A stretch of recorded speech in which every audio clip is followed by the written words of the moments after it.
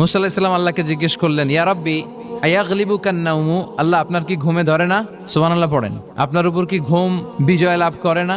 আমি তো সারাদিন কাজ করার পরে আমার ঘুমে ধরে। রাখালগিরির কাজ করি, ছাগল চড়াই। পৃথিবীর সব নবীরা ছাগল চড়াতেন। মা মিন নাবিয়্যিন ইল্লা রাআল গানাম, পৃথিবীতে এমন কোন নবী নাই যেই নবী মেষ চড়ায় নাই, বকরি চড়ায় নাই। সুবহানাল্লাহ পড়েন। তো মুসা আলাইহিস সালাম বললেন, আল্লাহ আয়াগলিবুকান নাওমু, আল্লাহ আপনার কি ঘুমে ধরে না? আল্লাহ বললেন, কোনো কথা বলা যাবে না, দুইটা গ্লাসের ভেতরে পানি নাও আর পানি ভর্তি গ্লাস নিয়ে তুর পাহাড়ের উপরে দাঁড়াও। সাইয়েদনা মুসা আলাইহিস সালাম দাঁড়ালেন। আল্লাহরে আবার জিজ্ঞেস করলেন, আল্লাহ আমি জিজ্ঞেস করলাম কি আর আপনি করতে বললেন কি? আল্লাহ বললেন, কথা বলো না, যা বলেছি তাই করো।